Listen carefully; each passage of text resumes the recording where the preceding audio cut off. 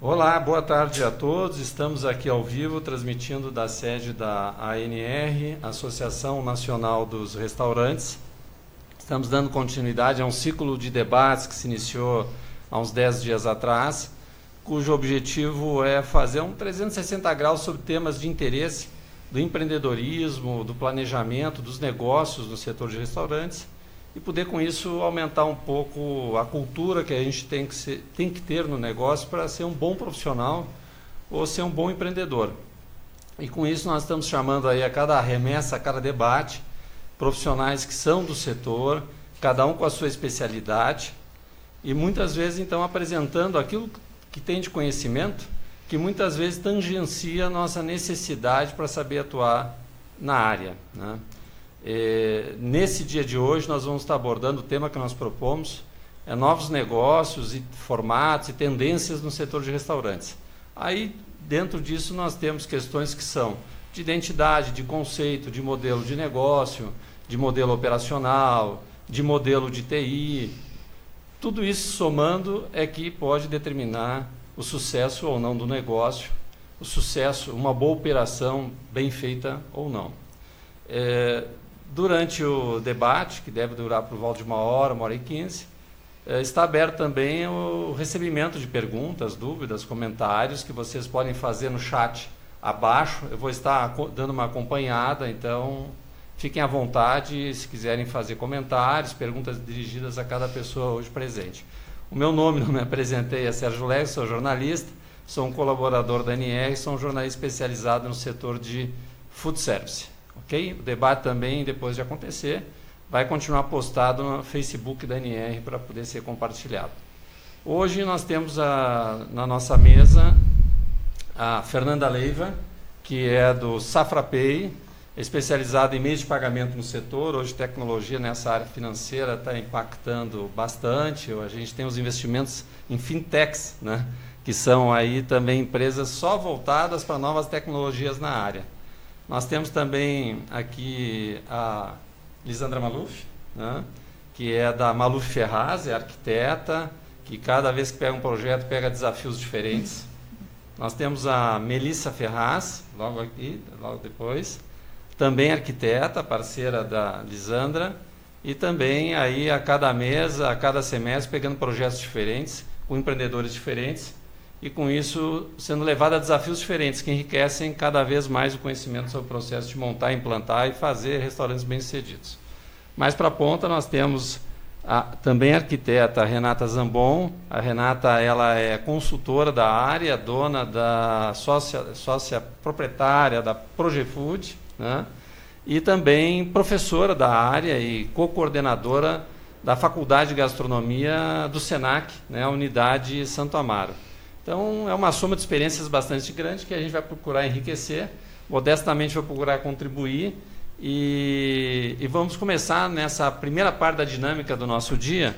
Eu vou pedir que cada uma, até em 5 minutos de duração, faça uma exposição breve sobre o que considera, do seu ponto de vista de atividade profissional, o olhar que tem sobre a dinâmica do mercado, de novas tendências, né, de novos formatos, seja do ponto de vista de negócio ou seja do ponto de vista operacional. Podemos começar com você, Lisandra? Podemos.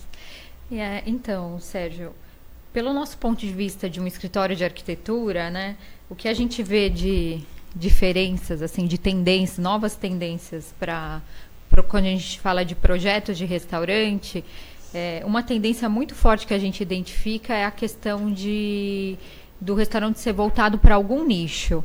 Então, assim, não se fala mais de classe social, né, A, B, C. Na verdade, quando você pensa num conceito novo de um restaurante, o foco realmente é o nicho, e que tem tudo a ver também com a comida, né? Então, a gente tem aí restaurantes puxados para comida vegana, muitos assim com esse foco do saudável, né, do sem glúten, ou então restaurantes que são engajados com a comunidade ou com o bairro também. Isso é uma grande tendência que a gente está identificando fora do Brasil, nos Estados Unidos, principalmente, na Austrália. Então, são restaurantes que, assim, eles não estão engajados somente com o produtor local. Esse engajamento com a comunidade é em todos os aspectos. Então, é de oferecer o que a comunidade precisa, é de valorizar realmente o bairro. Então, a gente tem visto muito isso. Então, essa questão do nicho também acaba levando para a gente, como escritório de arquitetura, acaba norteando o projeto de arquitetura, que também tem a ver com, né, eu acho que, na nossa opinião, assim, o projeto arquitetônico ou de design, ele tem que realmente transmitir qual a experiência que a pessoa vai ter lá. Não necessariamente sendo caricato, tendo uma cara muito cenográfica da coisa, mas a pessoa tem que sentir a atmosfera daquilo lá que ela entrou para vivenciar, né?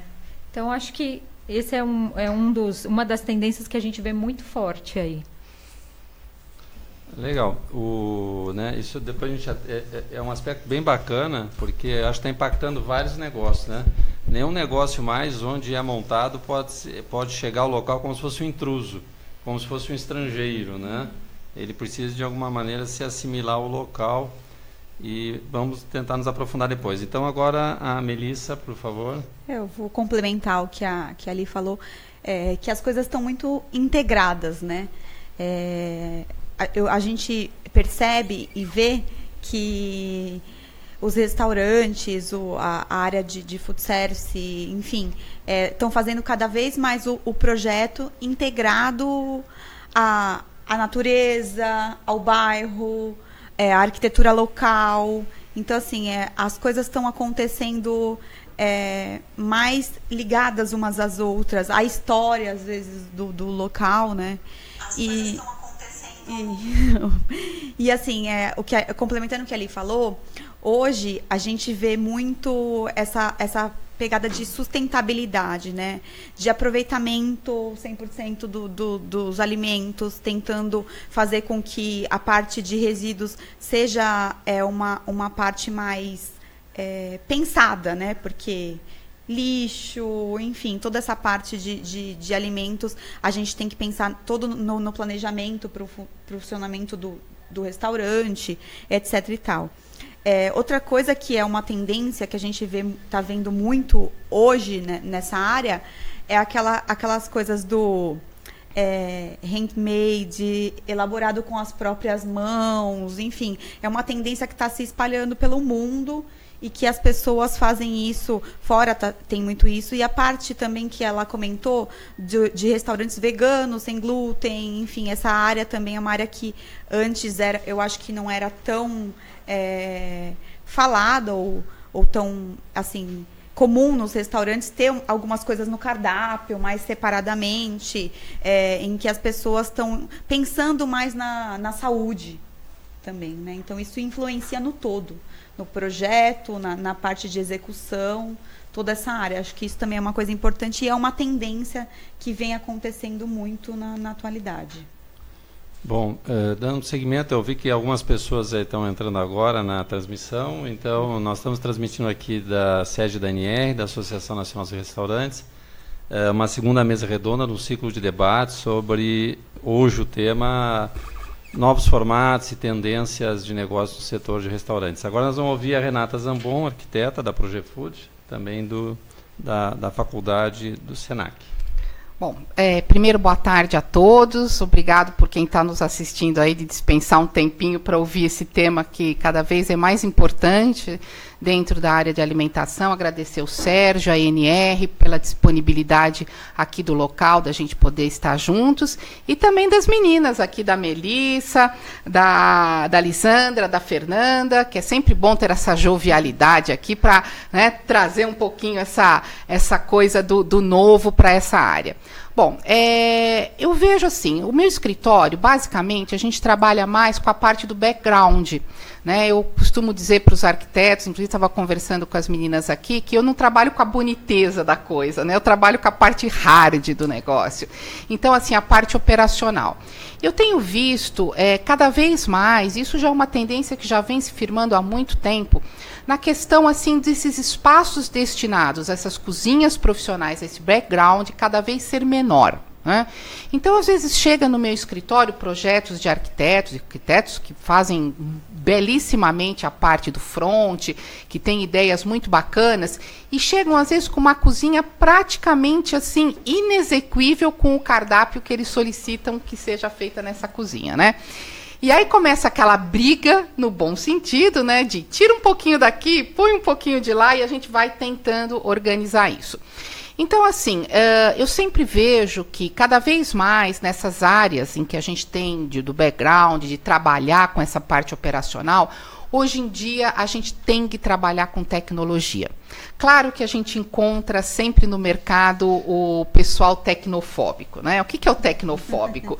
É aquele que tem medo da tecnologia. Meu Deus, mas eu vou ser substituído por um equipamento? Como assim, não é? Então, na verdade, eu sempre falo que o ser humano é muito mais do que um equipamento, né? Se ele puder dizer, olha, se um equipamento vai fazer o que você faz, então, puxa, deixa esse equipamento fazer. Você é um ser pensante, você tem que pensar para outras coisas. Então, isso que é o importante, né? Você conseguir dar para uma máquina aquilo que você poderia fazer e liberar teu tempo para outras coisas. E essas questões tecnológicas liberam também o espaço físico, as necessidades.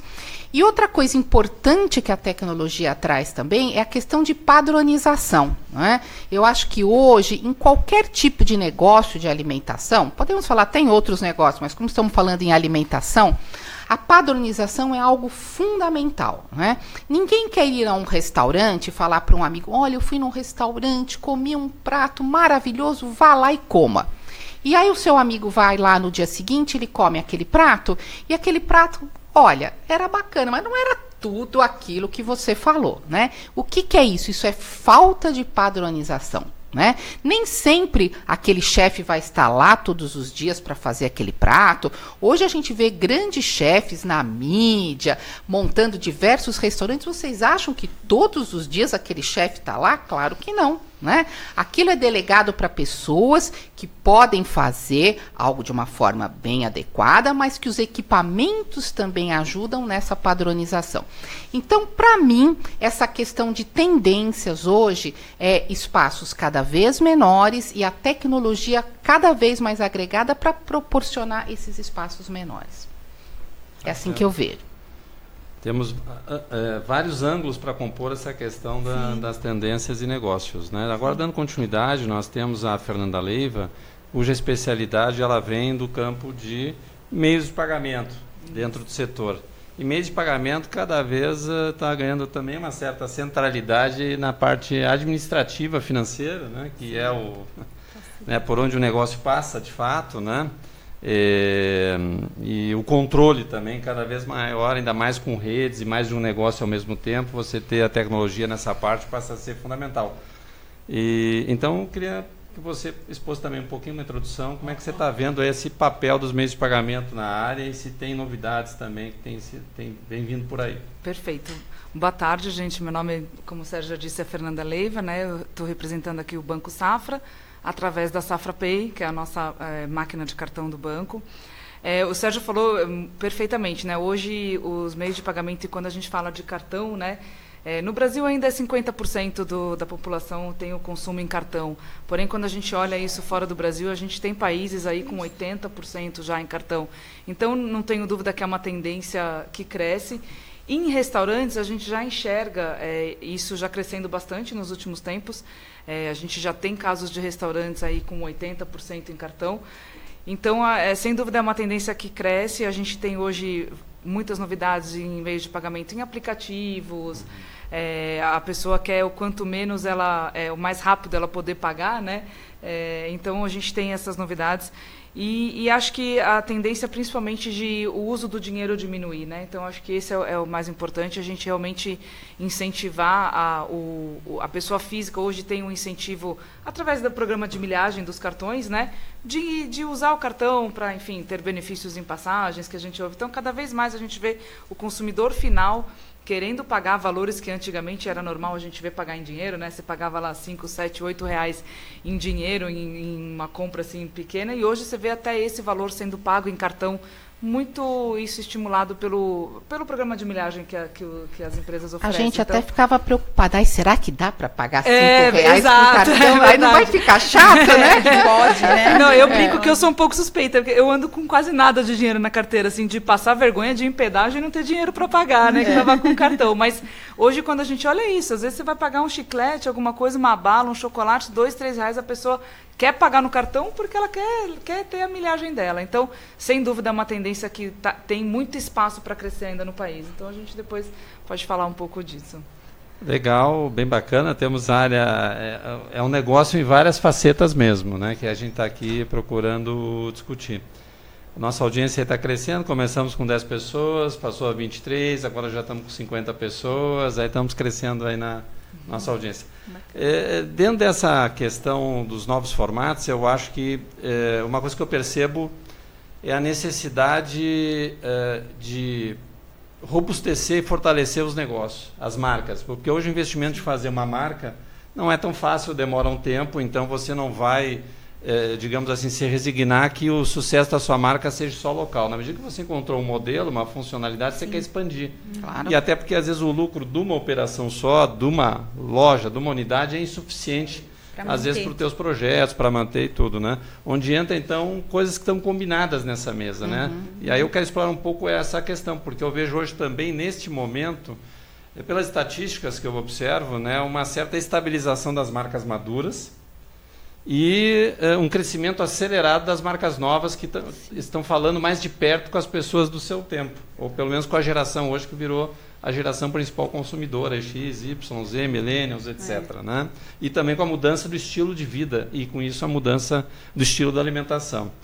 Então, eu queria um comentário de vocês, vou começar pela Renata, sobre o que isso implica, por exemplo, na tua área, que é uma área que impacta no operacional, né? Quando você passa a ter mais de uma unidade, 2, 3, 4, né? E segundo alguns empreendedores, Sérgio, é muito menos difícil controlar 4, 5 do que uma loja. Porque uma loja eu fico apavorado em varrer o chão, né? Com 4 ou 5 lojas eu consigo ter uma macrovisão, né? Do ponto de vista da operação, do ponto de vista da padronização da alimentação, isso tem impactado de alguma maneira? Sim, sem dúvida. Eu vejo assim que cada vez mais o meu escritório tem recebido pessoas, empreendedores que querem trabalhar com uma cozinha central, né? Hoje, às vezes, a partir de uma segunda unidade, o empreendedor já fala, nossa, já posso montar uma cozinha central? Eu não vejo por que não. Se ele tem vontade de expandir, a gente pode trabalhar muito, o que o arquiteto adora falar, né, meninas, de plano diretor, né? A gente adora plano diretor, né? O que é plano diretor?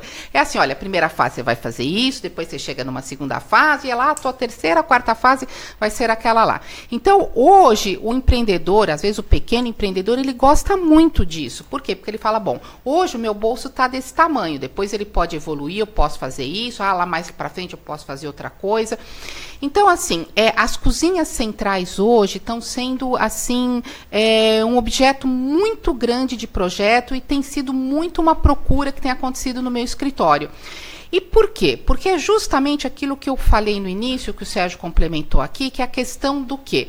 De você dar padronização, de você liberar espaço nos locais em que você está, não somente em shopping. Em shopping a gente já sabe que as cozinhas são, as áreas destinadas à alimentação, ao preparo dos alimentos cada vez são menores e tem que ser assim mesmo. Você tem que ter o teu local lá para poder servir, para poder mostrar o teu produto e não para ficar manipulando o seu produto. Mas o produto precisa de uma manipulação, o que às vezes o empreendedor esquece também, né?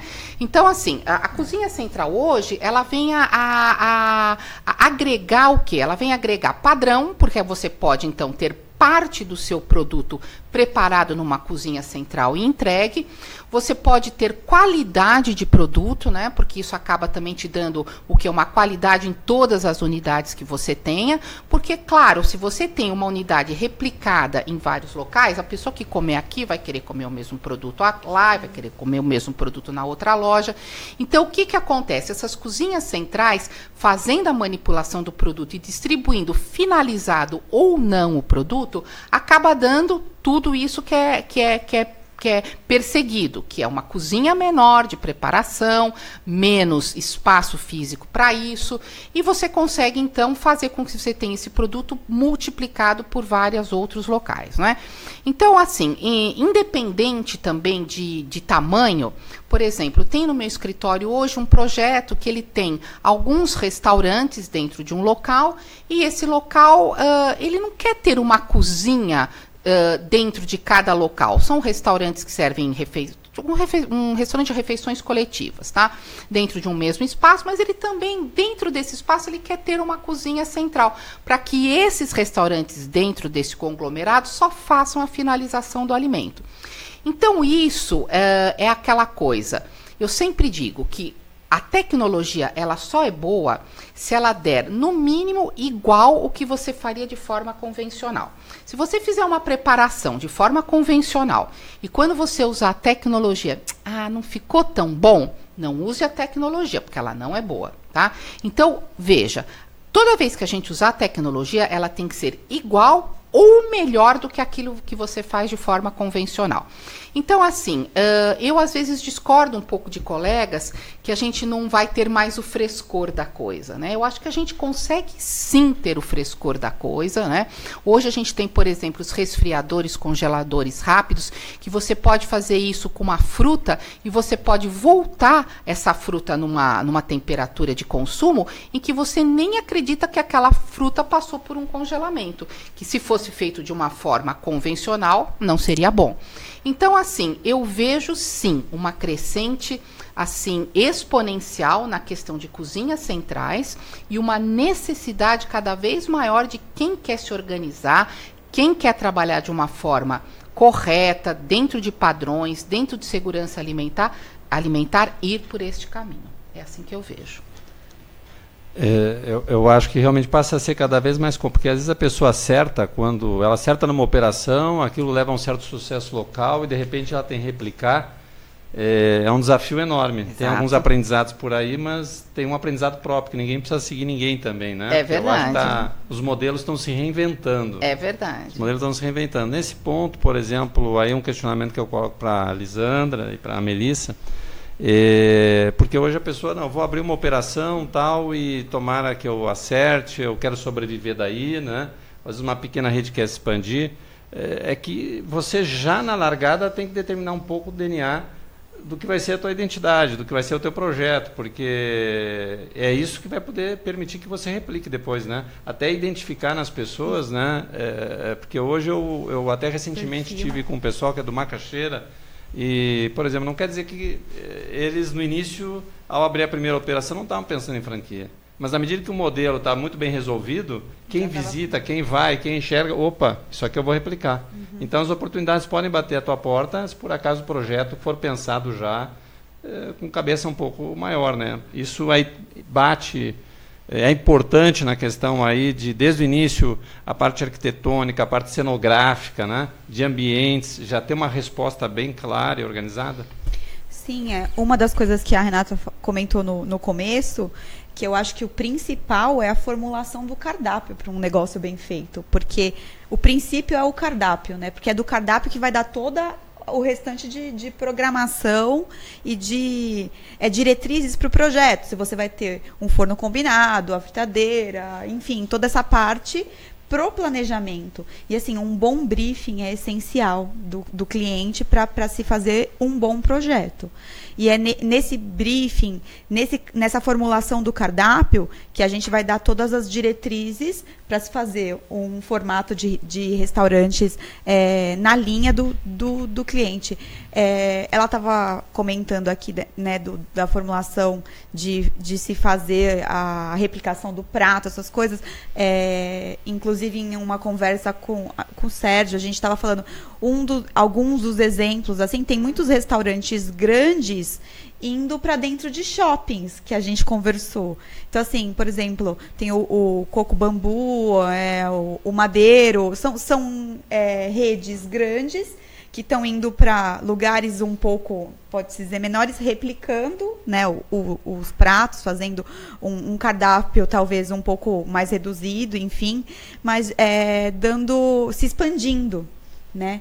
E outra coisa em relação a isso é que muitos restaurantes partem para o quiosque, para uma coisa mais reduzida, enfim, eu não sei. Mais móvel, né? Mais móvel, mais flexível. Tem a história também do food truck, e aí vai além, né? Porque assim, a área, eu acho que antes ela era uma coisa mais fixa, tal. Hoje é um leque muito grande, né? De projetos, de diversidade mesmo de negócio, né? A tendência, eu acho que é essa da geração mais... Millennial, operações versáteis, né? Sim, sim. É isso importante o que a Melissa falou, né? Porque assim, a gente vê hoje essa nova casta, né, de arquitetos que já chega com a importância da gastronomia no sangue, que era uma coisa que não era muito usada antes, né?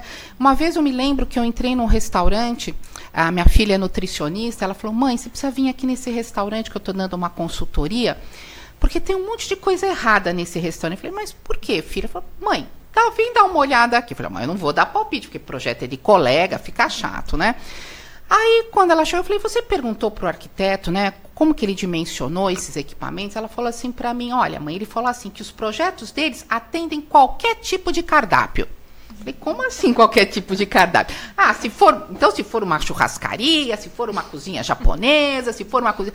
Mãe, ele falou que adapta em todo que é tipo de cardápio. Aí, eu comecei a ver alguns detalhes. O que me chamou a atenção? Que na cozinha tinha um expositor de frituras, né? Tinha um escorredor e um expositor de frituras. Talvez vocês já devam ter visto no McDonald's, onde tem a fritadeira, do lado tem um local onde você escorre a fritura e do lado tem um expositor que tem uma lâmpada infravermelho. E nessa cozinha tinha isso. Eu falei: nossa, e é um equipamento que não é muito barato. Quando eu olhei isso, eu falei: bom, deve ter muita fritura nesse cardápio, né? Porque para ter um equipamento desse, quando eu olhei, tinha uma fritura. Bom, então já estamos começando a ter um problema aí. Aí eu cheguei e estava esse expositor com essa lâmpada acesa, sem nada, limpinha a fritadeira, limpinho o escorredor e esse expositor com essa lâmpada acesa. Eu falei: puxa vida, eu perguntei: mas por que vocês têm essa lâmpada aqui? Dona Renata, sabe o que é? A cozinha é muito escura. Então a gente dá uma ligadinha nessa lâmpada aqui, que a bancada de trabalho fica bem mais clara para a gente poder trabalhar. Então vejam, gente, o que elas disseram é fundamental. É você trazer o cardápio para os teus equipamentos, para a tua formulação da cozinha, mas também equipamentos que possam, hoje, a grande maioria das empresas fabricam em tamanhos modulares, né? Então, às vezes você vai, mudou o cardápio lá no futuro. Tudo bem, você tira aquele equipamento, coloca outro, que você tem uma modularidade, mas é muito importante você trazer essa questão do cardápio e não existe o que a gente chama da cozinha coringa, né? Então, isso foi uma coisa que me chamou muito a atenção na época, que eles usavam um equipamento caro daquele para ficar mais claro a cozinha, né? Eu achei bem interessante a colocação, né? Alguns recadinhos aí, a Carmen Guariz está nos assistindo, a Marli Brasioli mandando um recado, mandando um abraço aí para a Renata. Obrigada. Tal. Fernanda, dentro dessa questão hoje das redes, da extensão, tal, os meios de pagamento, a tecnologia dos meios de pagamento ajuda bastante a controlar a distância, acompanhar, ter uma centralidade? Sem dúvida. Acho que até falando de padronização também, né, que a gente tem falado muito, acho que é muito difícil você conciliar, né? O que a gente ouve muito do segmento de restaurantes, você tem muita transação, né?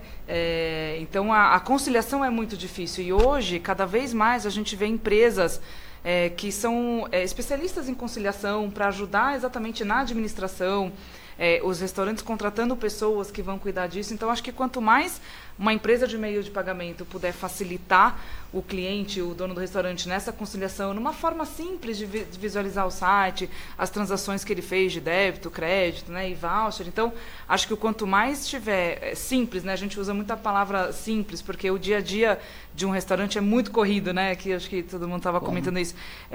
E às vezes a gente vê restaurantes que o dono não tem tempo de olhar isso, né? O chefe de cozinha atrasou, hoje chegou tarde, então tem muito problema. Acho que o dia a dia é tão corrido que o quanto mais simples, transparente e fácil for a conciliação, facilitar a vida do empresário, eu não tenho dúvida que ajuda, né? Então, acho que a proposta das empresas de meio de pagamento tem vindo nesse sentido mesmo. Eu vi até recentemente, até compartilhei num grupo que faz parte aí, uma notícia que dizia que justamente uma bandeira de meio de pagamento estava até premiando para quem abolisse o dinheiro. É verdade. Do seu negócio, tem né? razão, Porque, digamos, né, se antes você fazia a rede, fazia várias lojas, tal, um dos grandes problemas era você verificar se o relatório era real do caixa, né? Porque tinha um manuseio material. Né? E hoje já sem o manuseio, cada vez com menos manuseio material de moeda. E eu acho que quase que extinguindo, então o controle ele passa a ser realmente na nuvem, totalmente, né? Totalmente na nuvem. E você falou uma coisa importante, né? Isso da bandeira de cartão. Eu acho que hoje eu trabalho muito com o segmento de restaurantes em meios de pagamento, né? E a gente vê que tem muitos casos até disso. A gente sabe que a mão de obra de restaurante também muitas vezes é informal, né?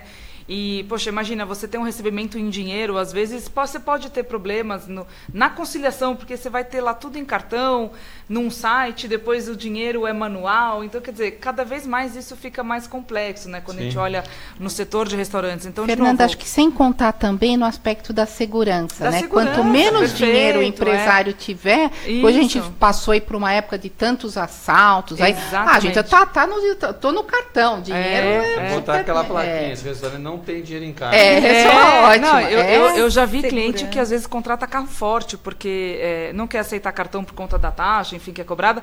E a gente fala, poxa, o que você está gastando isso para carregar o seu dinheiro, o risco de assalto, né? Risco de vida, enfim, né? Vale a pena pela taxa do cartão, que hoje, inclusive, as taxas estão bem mais justas, vamos dizer assim, né? Hoje em dia, realmente, isso mudou bastante. Então, tem que pensar, né? Se vale a pena esse risco, né? E essa questão da segurança até remete a um outro tempo para explorar a questão local que você colocou antes, porque a gente tem visto também um certo movimento, não só em São Paulo, Curitiba, acho que Salvador, Brasília também, enfim, outras capitais, que é também a abertura de restaurantes nas ruas, em alguns bairros, né? Tentando se integrar a esses bairros, né? Porque as pessoas também estão no momento que, de alguma maneira, elas querem... tudo bem, você tem o seu momento que você vai no shopping, né? Mas você também quer sair da casinha. Sim. Você quer sair do confinamento, né? Então, você vê aí várias programações em capitais gratuitas, exposições que lotam, né? Então, o restaurante ele tem tudo a aproveitar isso. Até restaurantes que colocam parklet, aqui em São Paulo, que se integram colocando parklet na frente, tomam conta do seu espaço, querem se integrar e se camuflar às suas comunidades, né? Me parece essa que é também uma tendência. E aqui tem mesmo em São Paulo, que é um problema também das grandes capitais, né, que alguns restaurantes estão indo para o centro de São Paulo, né? Aqui a gente tem em São Paulo o exemplo do Bar da Dona Onça, que é um grande sucesso, depois o Bar do Seu Jorge abriu lá também, e tem a Casa do Porco, né, que é um chefe conhecido também abriu, né? Há uma tendência me parece bastante grande nesse sentido. Aí a parte da arquitetura, que eu falo no aspecto até cênico, né, no aspecto de... quando você tem que viver a sua cidade, né? Se isso também é impactado nos projetos de restaurantes.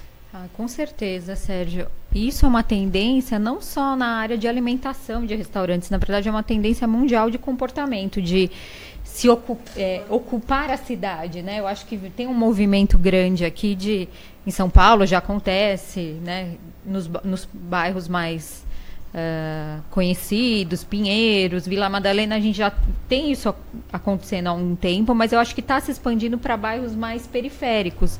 Eu, por exemplo, moro no bairro do Morumbi e lá é uma área que você tinha que fazer tudo fora do bairro, você não tinha nada lá. Então, acho que por duas questões, além da questão de que, com toda essa tecnologia, eu acho que as pessoas estão cada vez mais querendo ir surfar a onda ao contrário, né? Toda essa tecnologia que te coloca na sua casinha, né, fechadinho, apesar de muito conteúdo que a tecnologia traz, as pessoas querem se relacionar. E elas querem se relacionar também com o bairro, com a cidade que elas moram. Então, isso vem, assim, falando de todo tipo de negócio, mas principalmente na área de restaurantes e bares, é uma tendência que vem acontecendo. E a gente percebe que, assim, geralmente, esse tipo de negócio que abre em bairros, por exemplo, no bairro do Morumbi, até na região do ABC, que a gente também atua bastante, ele tem que ter algum engajamento com o local mesmo. Não necessariamente um engajamento pensando num projeto que fale a história da cidade ou não, mas ele tem que ter, como você falou, de repente um parklet já vai integrar um pouco a área interna do restaurante com a área externa. Então, você tem uma parte do restaurante que está fora, que na verdade é de uso público, né? Quando a gente fala de parklets, o restaurante, o empreendimento pode usar aquilo, pode montar aquele parklet numa vaga de garagem, mas ele não é de uso privado daquele, né? Daquele empreendimento. Então, isso traz também uma coisa, assim, de reunir as pessoas. Então, às vezes, uma pessoa que não vai frequentar o restaurante, ela pode sentar ali naquele parklet, até para ler um livro, mas ela está integrada com as outras pessoas que estão ali numa fila de espera. Então, é uma tendência mundial, exatamente. O que interfere, assim, diretamente nos projetos de arquitetura, né?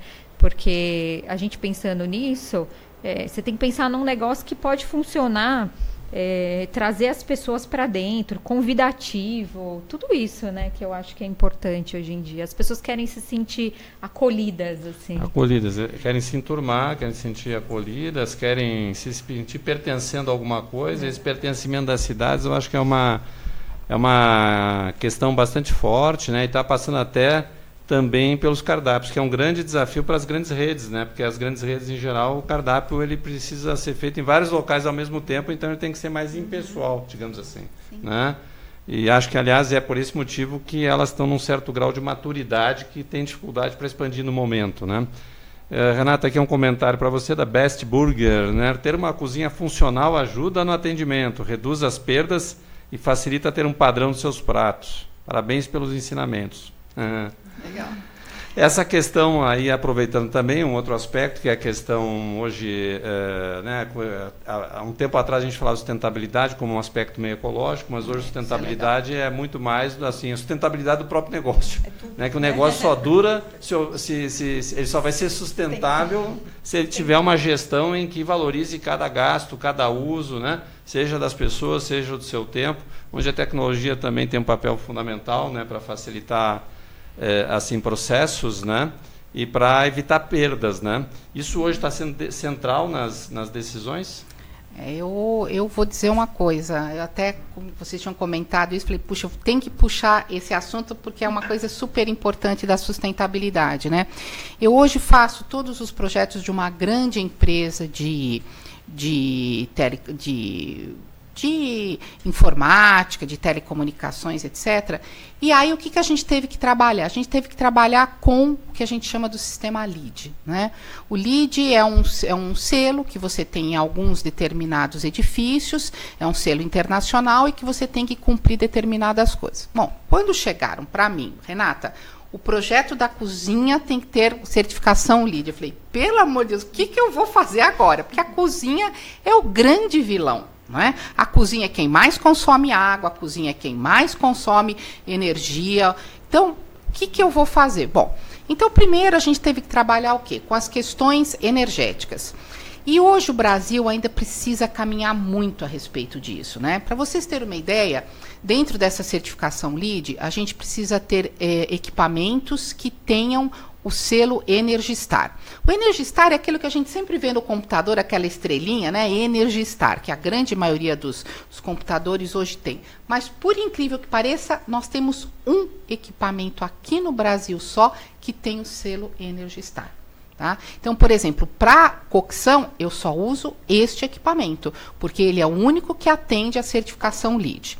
Bom, aí fomos para as questões de consumo de água. Bom, outro problema, né? Precisamos ter torneiras que tenham uma vazão máxima de litros por minuto para que atenda a certificação.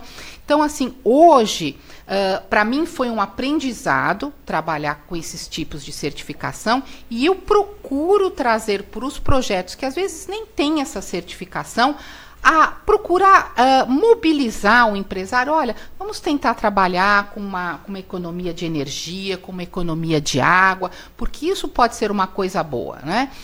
Não talvez assim ainda uma resposta imediata, mas para aquele futuro do nosso planeta que a gente quer, né? Que os nossos bisnetos, enfim, que todo mundo possa pelo menos ter o mínimo que a gente tem hoje lá no futuro. Então eu vejo hoje essas questões de sustentabilidade na cozinha profissional, que volto a dizer, é o grande vilão do consumo hoje na área de alimentação, que a gente tenha que seguir um caminho. E eu tenho visto também muitos arquitetos, que como a Melissa e a Alessandra, que fazem projetos, também tendo essa preocupação, né? E até eu queria até entender um pouquinho como é que a gente pode trabalhar de uma forma, sabe, não o eco-chato, né? Porque o eco-chato fica aquela coisa assim, muito, né? Vamos fazer sustentabilidade por sustentabilidade, mas uma sustentabilidade real, que possa ser uma coisa boa para o empresário e para quem está utilizando também, né, Sérgio? Sim, não, perfeito. Até eu não sei, né? Vocês aqui até devem saber mais essa questão, devem saber com certeza. Se o empreendedor ele está entrando nos critérios dele na hora de aprovação de um projeto, né?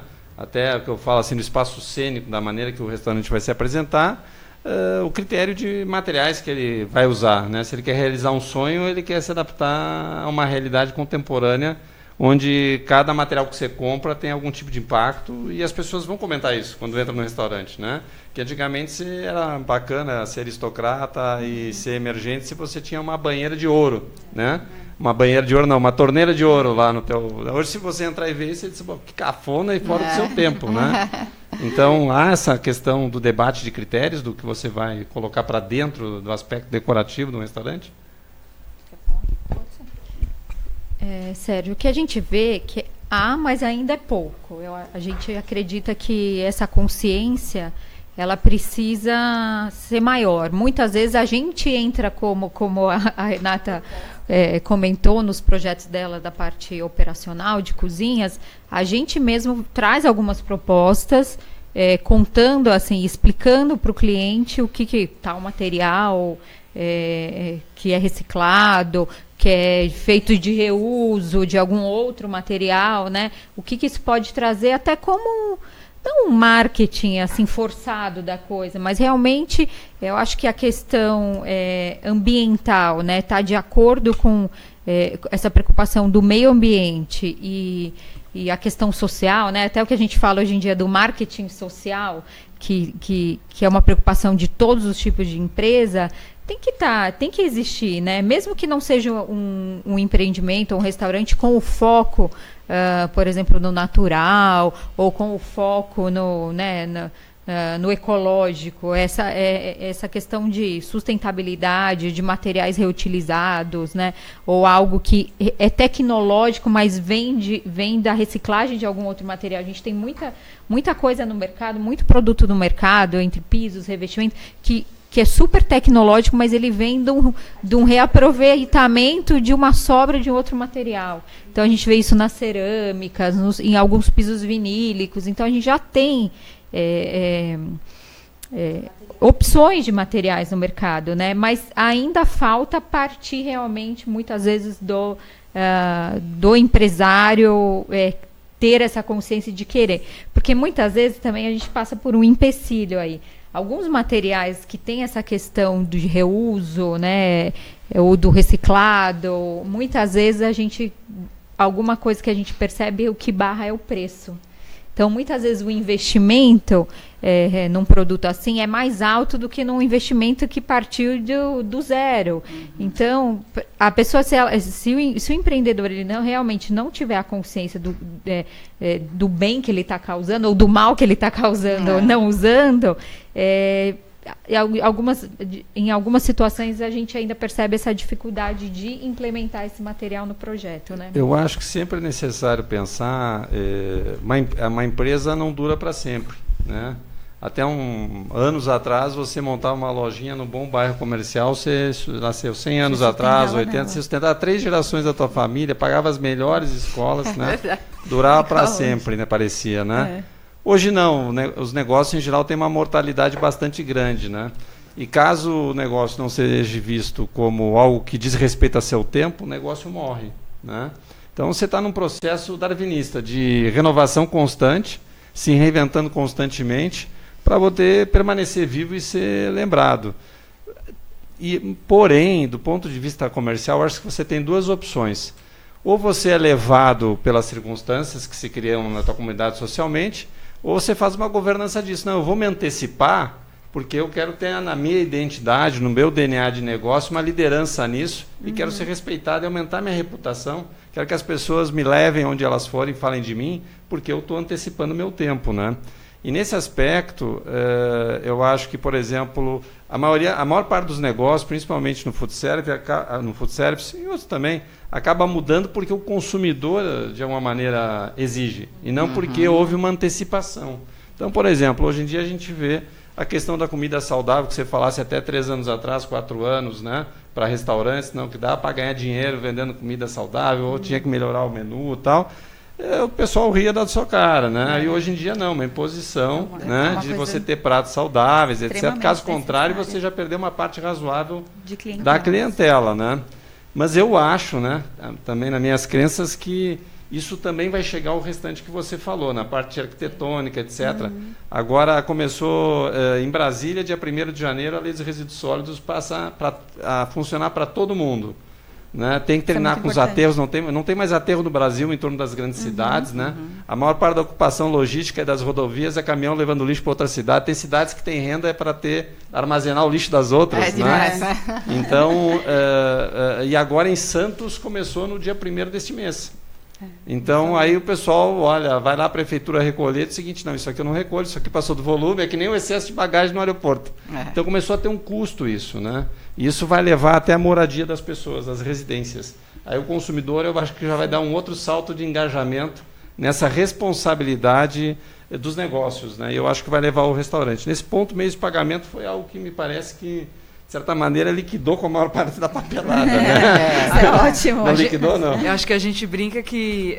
eu vejo hoje muito, assim, a geração até mais nova, assim, ensinando, né, os pais. Então, em relação a isso, né? Você vê, eu acho que o exemplo mais básico de meio de pagamento, um exemplo bobo, besta, mas, assim... Hoje são poucas as pessoas que pegam o papelzinho da máquina, né? Então, assim, até porque fala, poxa, se eu tenho um aplicativo do banco para eu controlar aquele gasto, por que eu vou imprimir um papel, né? Então é um exemplo besta, mas se a gente for pensar o quanto que a gente não economiza nisso, né? Enfim, o tanto de volume que o meio de pagamento, né, transaciona no país, então imagina o quanto que não economiza, e é uma coisa boba, né? Um detalhezinho. Mas hoje, a grande maioria das pessoas não pega, né? Então... porque tem os aplicativos, porque consegue controlar de uma maneira eletrônica, né? Então, sem dúvida, isso acho que é um exemplo besta, mas que é muito importante para a sustentabilidade, sem dúvida, né? Melissa, Sérgio, eu quero complementar. Eu acho que uma das maiores tendências que a gente vê hoje é a redução ao desperdício. Total, da alimentação, de materiais na hora da obra, da execução, enfim. Eu acho que essa redução do desperdício é uma coisa assim que hoje as pessoas têm que pensar desde o princípio, desde o planejamento do projeto, da sobra de mantimentos, de alimentos, da rotatividade do restaurante, isso é primordial, né? Inclusive, eu fui recentemente a um restaurante próximo de casa, um restaurante japonês, em que eu achei bem interessante, alguns já têm hoje, que é aquele sistema de tablet, em que você faz o pedido pelo tablet e as coisas vêm, não tem mais o garçom fazendo o pedido, né? E o restaurante abriu 4 meses e o proprietário veio receber a gente e eu comecei a conversar com ele. E ele disse que ele reduziu 80% de desperdício trabalhando dessa forma. Então, assim, é muita coisa, né? Ele falou que ia tudo pro lixo. Porque é um sistema de rodízio. Todo mundo senta numa mesa, numa grande turma, pede um monte de coisa. Então, quando você vai lá no tablet, você vai pedindo aos poucos aquilo que você vai consumindo, 80% é muito desperdício. Ele falou, e hoje ele está na 2ª loja trabalhando com o mesmo sistema. Então, assim, ele falou que antes comidas inteiras iam para o lixo. Então, assim, é uma conscientização, é a tecnologia, né, que você comentou, agregando no negócio. Sim. Isso é bem bacana. Agora, uma outra questão dentro disso, né, porque a gente fala de sustentabilidade, também tem outro aspecto, né, que não é ligado tanto quer dizer, acaba sendo meio ambiente, que é a questão da ocupação do espaço mesmo, né? Ocupação do solo, da ocupação do espaço do shopping, porque nas grandes cidades tudo isso, metro quadrado, custa muito caro, né? Então a ideia é você, o teu melhor negócio é aquele que você consegue otimizar o faturamento no menor espaço possível, né? Então isso é uma regra que às vezes estica para um lado, estica para o outro, né? E qual que é a área da operação em si e qual que é a área, né, isso é um do cuidado receptivo. que a gente tem que tomar bastante, né, Sérgio? Tem um equilíbrio. Opa! Tá tendo um puxa-puxa aí, Renata, assim, que diminui a cozinha, mais espaço lá. Olha, eu vou dizer uma coisa. Não digo que mas pelo menos umas 2 ou 3 vezes por semana ligam no meu escritório colegas arquitetos, né, perguntando assim: Renata, eu vou ter um restaurante que vai ter aí 100 lugares, com giro de 2 vezes e meia aí durante o período. Quantos metros quadrados eu faço a cozinha? Eu falo assim, não sei. Aí o meu colega fala assim, tá vendo? Só ela quer fazer projeto de cozinha, ela quer reserva de mercado. Gente, não é, eu não sei. Tá? Eu não sei por quê. E quem falar para vocês que sabe, está enganando vocês. Tá? Isso eu quero deixar bem claro. Por quê? Porque depende de vários fatores. Né? Depende do tipo de cardápio, que já falamos bastante aqui, de como vão ser, por exemplo, o tipo de compras. Vão ser compras mensais, semanais, quinzenais? A gente vai ter câmara? Não vamos ter câmara? Qual que vai ser a quantidade de armazenamento? Tipo de mão de obra? Tipo de tecnologia que será empregada? Então, a gente tem diversos fatores até chegar nesse dimensionamento. E eu tenho um case que eu sempre cito, de um restaurante de muito sucesso aqui no Itaim, que é um self-service por quilo. Chegou um arquiteto, né, um projeto bárbaro, né? Lá chegou, tal, acho que tinha uns 300 lugares e tinha uma cozinha, gente, que era assim uma tripa, né? Nesse momento eu tenho que manter minha calma, não posso surtar, porque senão eu perco o cliente, então tem que ficar calma, né? Aí eu perguntei assim, bom, como é que vai ser o cardápio? O cliente queria, assim, uma mesa com 8 metros de comprimento para pratos quentes, mais 8 metros de comprimento para pratos frios, e eu fui mantendo a calma, né? E aquela cozinha que era uma tripa. Até que num determinado momento eu tive que perguntar, por favor, aonde vocês pretendem produzir todo esse alimento que vai compor essas mesas frias, essas mesas quentes? O arquiteto virou e falou assim, olha aqui a cozinha, você não está vendo? Como dizendo, ela não está vendo, né? Gente, eu falei, olha, o que vocês querem fazer aqui nessa cozinha não é possível. Então, por isso eu volto até fazer um link com a nossa outra palestra que teve aqui da ANR, que a gente teve o consultor Eduardo Scott, que faz plano de negócios, que isso é uma coisa fundamental, né? O plano de negócios. Eu falei, gente, nós vamos ter que fazer uma conta de trás para frente. Primeiro, quanto você vai cobrar o preço do quilo? Vou cobrar X. Você vai ter 300 lugares que você está querendo girar X vezes. Ok. Nós vamos ter que fazer, então, um plano de negócios ao contrário. A gente vai ter que diminuir esse número de lugares, a gente vai ter que mexer nesse preço que você vai fazer por quilo, nós vamos ter que mexer nesse cardápio, melhorar um pouquinho esse espaço dessa cozinha. Então, vocês veem que são vários fatores que se atrelam para você conseguir chegar num modelo que garanto a vocês, gente, hoje é um sucesso aí no Itaim. Então, vejam, é uma coisa que nós, tanto os arquitetos que estão fazendo a parte da decoração, a parte da arquitetura de interiores, quanto nós que estamos trabalhando na parte operacional, precisamos entrar em comum acordo de ter um equilíbrio. Claro, se você me pedisse, eu ia pedir a maior cozinha.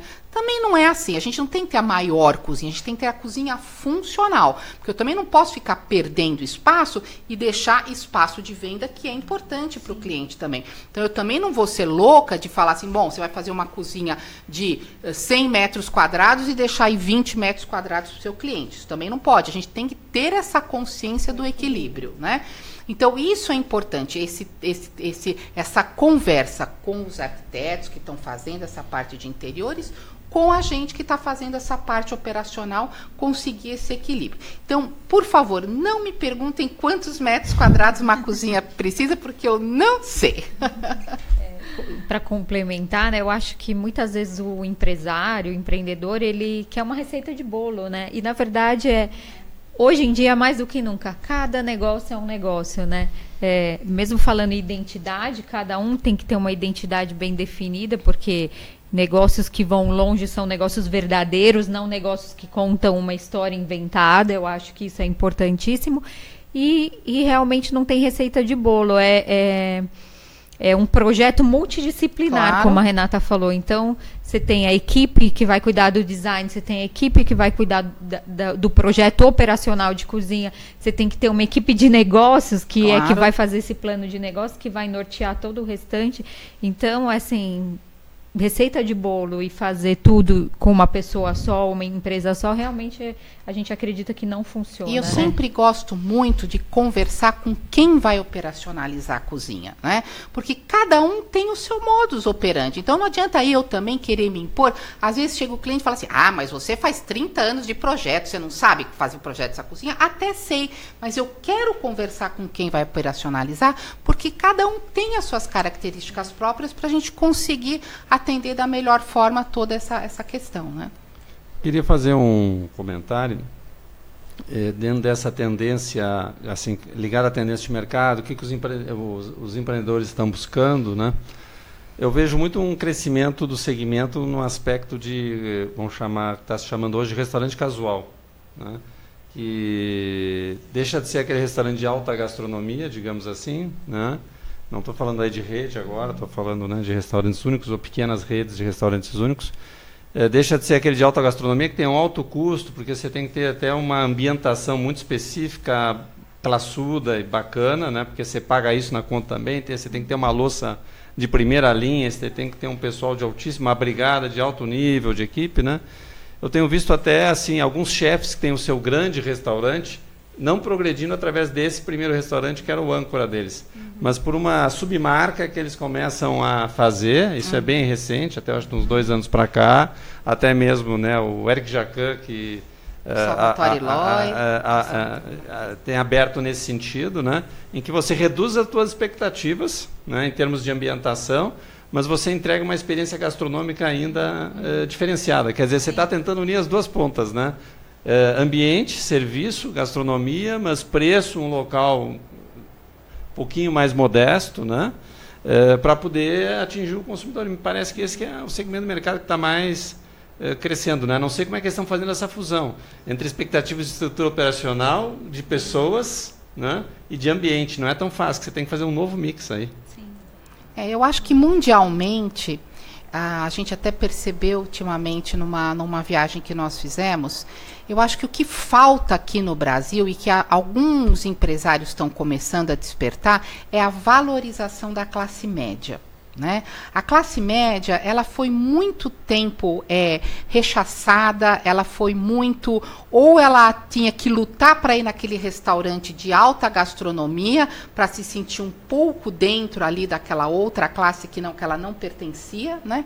Ou ela então vamos naquele restaurante mais simples, mas que ninguém nos veja nesse restaurante, né?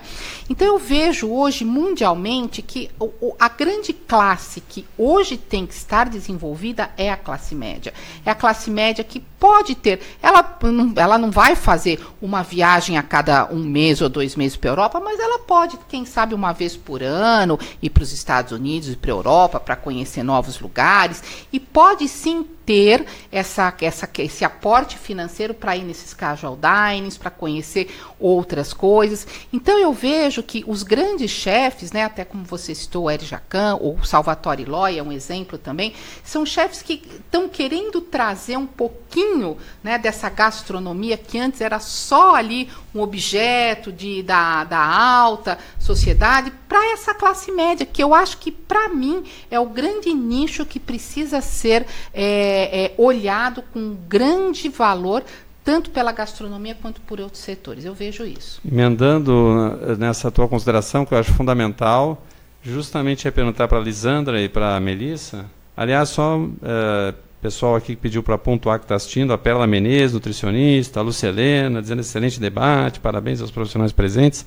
Mas, Belissa, Lisandra, vocês têm uma atuação forte também na área do ABCD, aqui de São Paulo, né? Essa é uma outra questão. Recentemente eu falei com um dos responsáveis da rede Coco Bambu, que abriu ali na Brasilene, que, né, início do bairro de Santana, aqui em São Paulo, com um sucesso, com um número, né, fica chato falar número assim ao vivo, mas com um número extraordinário de faturamento, né? Só para te falar, a casa emprega 250 pessoas, né? Então, fora o Tatuapé, aqui em São Paulo, que virou um polo gastronômico assim fundamental, eu tenho visto vários empreendimentos também no ABCD. E eu acho que isso também é um exemplo do resto do Brasil, que está ligado com a tua questão, que tem o contingente consumidor tem um potencial que você tem que sensibilizar, você tem que oferecer um serviço que também a experiência motive, caso contrário, ele não se interessa, né? Vocês estão sentindo essa dinâmica ali pelo ABCD? Eu sinto que, bom, eu sou de São Caetano, nascida em São Caetano. Eu sinto que as pessoas, há alguns anos atrás, um pouco recente até, mas elas viviam ali, né, no ABC, ali em toda. Você pode achar que não, hein? Mas eu li uma estatística há 1 ano e meio atrás que dizia que São Caetano era uma das 10 ou 12 principais cidades do Brasil com maior índice de qualidade de vida. É isso mesmo, é uma das. Então, não estou mentindo sozinho aqui. Mas as pessoas, elas não consumiam as coisas dentro do ABC, elas vinham para São Paulo para consumir. Nos restaurantes daqui. Tal. Era chique vir para São Paulo, né? As pessoas acho que não queriam ali a coisa local, que é o que você falou, né? Então, assim, da cidade, entre aspas, de interior, né? E hoje já mudou bastante isso, mesmo porque muitos restaurantes que tiveram aqui migraram, ou algumas redes também foram para lá. E as pessoas, os restaurantes se integraram à funcionalidade, à necessidade ali do pessoal do ABC. Isso mudou bastante. Acho que a conscientização disso é uma coisa que vem mudando ao longo desses anos aí. Eu acho que também está ligado a outra questão que nós falamos também, que é da volta do apreço pelo espaço público, pelas cidades, né, o Ocupe, porque aí a pessoa passa também a valorizar o seu bairro. Né, as suas pessoas convivendo, procurando ter outras experiências no seu bairro, né? Senão ele deixa experiências da rotina e menos boas dentro do seu bairro, vai buscar as boas experiências fora, né? Então você tem que transformar o teu bairro. A gente quer fazer tudo a pé, a gente não precisa mais de carro, a gente tem Uber, enfim, é uma facilidade tremenda para a gente consumir o que é ali, o que é local. E tem muita coisa boa. Uma coisa fundamental também, com isso você também tem a ver com a sustentabilidade das cidades, né? Que é um dos problemas sérios de várias cidades do interior, porque você consegue com isso dinamizar a economia local, você injeta dinheiro nos negócios perto da tua casa, você gera empregos perto da sua casa, né? As pessoas podem se empregar perto da sua casa, e ao se empregar perto da sua casa, elas deixam de precisar tanto do transporte público. Pode consumir lá. Você tem uma economia pública em função de você desenvolver. Né? É um ciclo virtuoso, que é o que se busca hoje em dia, né? É um modelo que o Brasil ainda não aprendeu a fazer, né? Parece que está querendo aprender. Você vai para fora, você vê todos os núcleos, independente do centro, claro, as cidades têm um centro. Hoje mesmo nós estamos vendo, né? Zurique, né? Zurique hoje tem 400 mil habitantes. Eu falei, bom, deixa eu dar uma comparada com alguma coisa que a gente tem em São Paulo, né? Grajaú tem mais de 350 mil, o bairro do Grajaú, né? Quer dizer, a gente fala também num país de dimensões continentais. É claro que é muito diferente de coisas que a gente vê lá fora, mas esses núcleos são muito fortes, né? De você criar esses núcleos com todo o aporte para a região, sem necessariamente a pessoa ter até o centro para poder fazer as coisas. Isso que eu acho que é o grande caminho que a gente tem que seguir, né? Eu vejo isso como... Acho que a gente deu exemplo aqui, falou bastante do ABC, mas eu trabalhava em Alphaville, né? E acho que quando você ia para Alphaville há 5, 6 anos atrás, era acho que isso que a Renata falou, era chique vir para São Paulo, né? E hoje a gente vê algumas redes inauguram em São Paulo, em seguida já de repente vai para Alphaville, porque lá virou um polo realmente de... As pessoas, é outra cidade, exato. As pessoas não precisam mais vir para cá, né? Elas já têm lá hoje excelentes opções, iguais a daqui, às vezes até da mesma rede, para não ter que vir para cá. E eles preferem, né? Porque tá ali perto, lá ainda tem a questão de pegar um pouco de estrada, né? Então... O Morumbi, que a Lisandra também falou, assim, eu morava também no Morumbi, você vê hoje o Morumbi, a quantidade de coisas, e você sentia falta, né? Você fala, poxa, eu vou ter que ir até, às vezes até o Itaim, ou até a Vila Madalena, para poder consumir. Poxa, você tem ali, e a gente vê no Morumbi hoje, os restaurantes que tem de rede, principalmente, ou de nome, são sempre lotados, porque as pessoas estão querendo ficar no bairro, querendo ir a pé, como ela falou, então acho que isso é, sem dúvida, uma tendência mesmo. E, Fernando, o que eu percebo lá no Morumbi é assim, que há uns 8 anos atrás, o que pegava, o que dava certo, é porque lá é um bairro, assim, ou a coisa dá muito certo ou ela fecha rapidamente, né? Exato. Então, assim, o que dava muito certo eram restaurantes de rede, com nome já consolidado nos outros bairros. Então, você tinha a pizzaria, que já era famosa nos Jardins, no Itaim. Se ela abrisse lá, o negócio funcionava.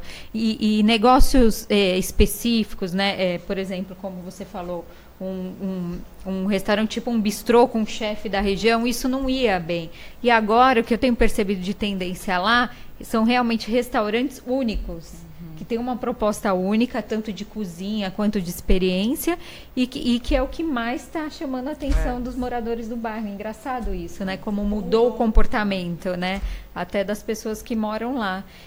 E outra coisa que a gente tem percebido, que as grandes redes, quando migram para outros polos, muitas vezes elas estão atentas, é algo assim de tendências até internacional, de estarem atentas ao consumidor daquela região. Então, eles podem fazer pequenas adaptações no cardápio para atender uma necessidade específica daquela região, né? Ele não precisa perder a identidade, mas ele pode tentar se aproximar mais dos consumidores ali da região, até com uma pesquisa direta ali, ele tendo, até pela forma de pagamento, você vai ter um cadastro, né, no teu banco de dados, e você pode até ter um approach maior ali, até pelas mídias sociais, para entender quem que é o cliente daquela região, que geralmente não é igual uma outra.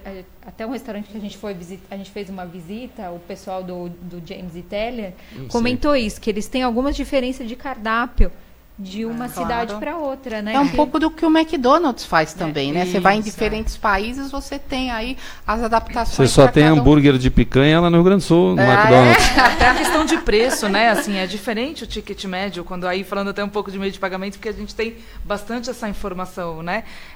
Você tem o ticket médio, às vezes, aqui, não preciso nem mudar de cidade, né? Muito.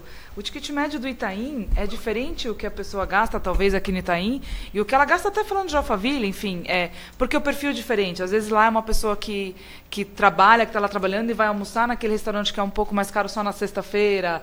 Aqui você tem todo dia, de repente ela almoça com mais frequência, gastando mais. Então, a gente vê assim restaurantes fazendo... a minha quarta à noite ela é pior, então eu vou fazer uma promoção, às vezes, para atrair o fluxo para a quarta noite. E isso muda de bairro, né? Não precisa nem cidade, isso muda a cada bairro. A sexta à noite pode ser melhor num bairro e no outro bairro ela é melhor a segunda-feira, às vezes, né? Então, isso é muito interessante, e a gente, como meio de pagamento, a gente tem, né, essa informação do cliente, porque a gente olha o cartão, a gente olha o gasto, né? Então você sabe, olha, o consumo é melhor na segunda noite, o seu ticket médio é melhor na sexta noite. Então isso é muito interessante, né, de gerar realmente essa customização até, né? Ô, Fernanda, a gente estava até comentando antes, né, Sérgio, a respeito que, acho que a Melissa também, a respeito daqueles totens que hoje já tem no Bob's, né? Você vai fora do Brasil, isso já é né? Eu estava no McDonald's, minha filha falou, eu falei, não, eu quero ir no caixa. Ela falou, mãe, deixa de ser fora de cafona, né, mãe? Você tem que ir aqui, porque aqui é no totem que a gente faz as coisas. Mas eu quero, né? Então eu queria saber, dessa questão dos meios de pagamento, como é que tá isso, essa entrada dos totens, porque eu acho que é uma coisa que tem que entrar, se é fast food tem que ser fast de pagamento também, né? Curiosidade aqui, isso mexe com a cultura do brasileiro, que é todo caloroso, exatamente. Aí você vê em alguns tem um shopping perto da minha casa lá que então tem que pagar o estacionamento, você vê, tem 12 na fila para pagar e a máquina do lado está vazia. É isso mesmo. Não, e aí tem... Será que ela está com problema, não está funcionando? Eu vou ser o primeiro otário que não vai, né, não vai Sérgio, funcionar. E até no totem, aí, quando nós pedimos, tinha que fazer no totem, né? Porque era fino fazer no totem, só tinha o totem lá, né? Aí meu marido falou, mas e como que a gente faz? Eu quero sem gelo a Coca-Cola. Não tinha como pedir sem gelo no totem, né? Mas algumas coisas que talvez vão ter que ser ajustadas. Mas e como é que está esse meio de pagamento. Renata, eu acho que assim, hoje até eu passei exatamente por isso, né? Eu trabalho na Paulista e a gente vai sempre, né, nos mesmos restaurantes e um deles tem um totem, faz 15 dias. Ah, tá. Aí tem um totem e aconteceu exatamente isso. Tinham 6 pessoas na fila e o totem vazio, né? Então assim, que eu acredito muito, assim, eu não tenho dúvida que isso é uma tendência e lá fora isso já é bem comum. É uma mudança cultural, não tenho dúvida, que por mais que a gente tenha uma geração totalmente tecnológica, existe a questão, e em restaurante principalmente, a gente vê assim, você chegar num restaurante que você vai sempre, e a pessoa te chama pelo nome. Poxa, isso é muito legal. Tem um lado que o brasileiro gosta muito de se sentir acolhido, como a gente já disse aqui mesmo, né? Então, a gente tem hoje meios de pagamento que você paga no aplicativo, você não precisa chamar o garçom para pedir a conta, né? Você já pediu para que você pague e vai embora. Eu presenciei isso, eu fiz isso uma vez, e quando eu fui pagar, juro por Deus, eu queria chamar o garçom para falar para ele, olha, eu paguei, tá? Eu paguei, eu juro que eu paguei, porque eu ficava olhando para ele, eu falei, será que ele não vai lá na porta me chamar, né? Não vai suspeitar? Não vai suspeitar? Ou assim, eu falava, poxa, mas ele me atendeu bem, eu queria dar tchau para ele, né? Eu queria falar com ele. Então, assim, eu não tenho dúvida que é uma tendência e vai acontecer, e as empresas de meio de pagamento estão investindo cada vez mais nisso. Mas eu tenho certeza que é uma mudança cultural, né? O brasileiro ele é muito, muito caloroso, né? Ele gosta do contato, né? Ele é conservador. Então, é uma mudança de cultura. Ela vai acontecer, mas acho que ainda tem um caminho aí a seguir, né? A gente está encaminhando aí para a parte final do nosso debate. Eu vou pedir para cada... Estava tão gostoso! Eu queria pedir nessa etapa final para cada pessoa, do seu ponto de vista profissional, para aquilo que faz no dia a dia, né? Vocês estão aqui porque são profissionais de reconhecido valor técnico dentro da área que trabalham. E então eu pediria o seguinte, em 3 minutinhos no máximo, e qual o aconselhamento, olha, se você hoje vai abrir uma unidade, se você hoje vai ou reformar, você quer reinventar, você quer pensar o que deve ser feito em termos de empreendimento, em formato de negócio, o que você tem que prestar atenção, o que você tem, de repente, que relativizar e não absolutizar nos processos de decisões. Entendi. Começa? As meninas primeiro. Melissa? Eu acho que é fundamental... o que a Ali já comentou, uma equipe multidisciplinar, você saber o que realmente você quer nesse cardápio, porque acho que isso é o ponto principal. Estudo de localização, entorno, todas essas coisas eu acho que são primordiais na nossa área, principalmente para o desenvolvimento do negócio. Né? Mas eu acho que a contratação de uma equipe multidisciplinar é essencial.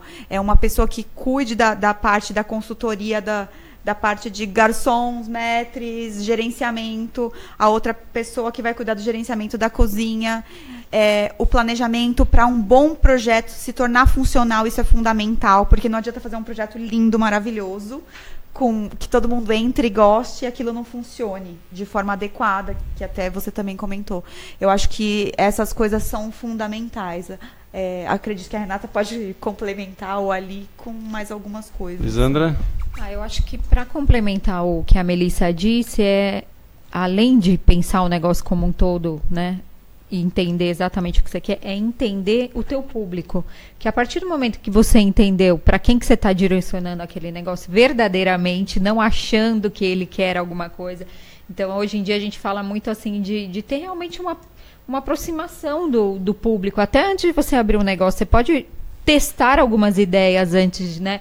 Isso se usa muito assim em outros tipos de negócio, que é prototipar as ideias sem realmente executá-las. E aí você consegue entender se aquilo vai funcionar, se aquele cardápio que você está imaginando, que é algo que você aposta, assim, com toda certeza vai funcionar naquele local. Então, quando você entender genuinamente o que o público que você está querendo focar quer, eu acho que tem tudo para ser um negócio de sucesso, juntando com todas essas outras disciplinas que a gente falou aqui, que é uma cozinha que funcione bem, que seja sustentável, que é um ambiente que traga toda a experiência que você quer passar com a comida naquele ambiente logo na primeira entrada da pessoa, é oferecer a experiência como um todo, né? Não só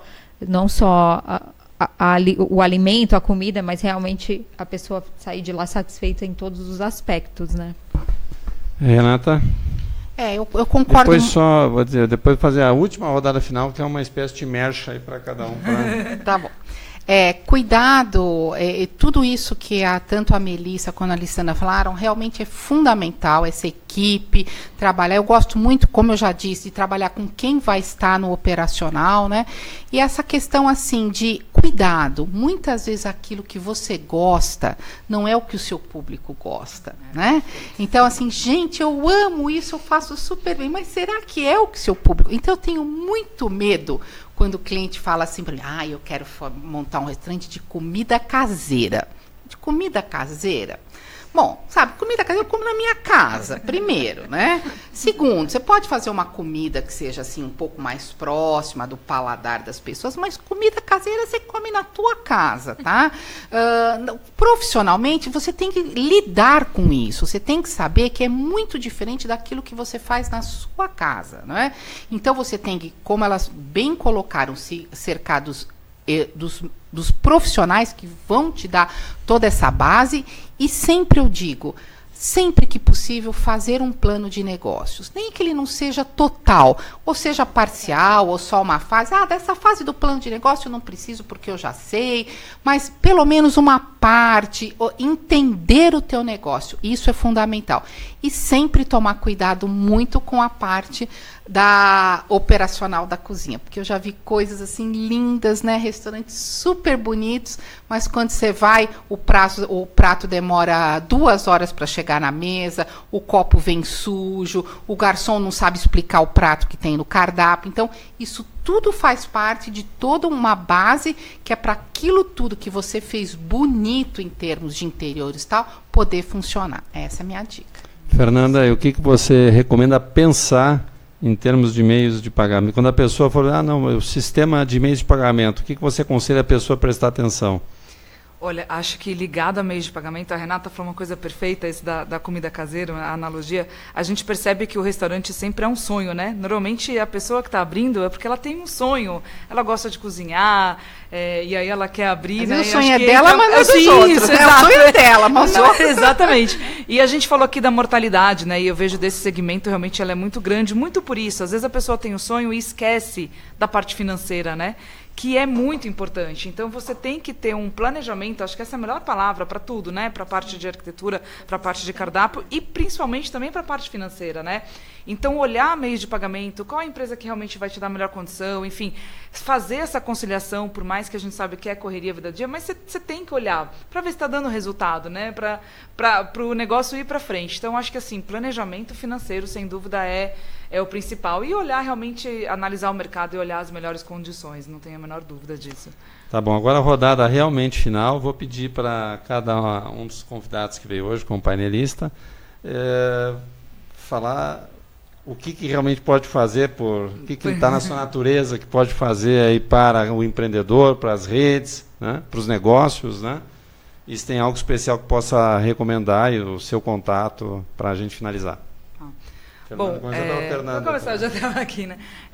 A gente hoje, de novo, né, eu sou do Safra Pay, o Safra Pay está no mercado aí há 3 meses, com a máquina de cartão, porém pertence ao Banco Safra, enfim, que é um banco, já tem 75 anos aí de existência no Brasil. E o que a gente conseguiu aqui para a NR foi realmente uma condição muito especial de taxas, né, de negociação, que já acredito que já esteja até no site da NR, a gente já mandou e-mail marketing informando essas condições. Qualquer coisa também pode enviar um e-mail ou me ligar no celular para saber. O que é muito importante? O fato de estar com a NR, nós temos restaurantes até de menores, né, de menor faturamento, de menor volume, que se ligasse direto para a gente não conseguiria essa condição. Então, qual que é a grande vantagem aqui? A gente fez uma condição única, onde mesmo um cliente pequeno ele vai conseguir ter essa condição de taxa que é bem atrativa. Então, meu contato meu telefone é 011 99768 3086. O meu e-mail é fernanda.leiva@safra.com.br.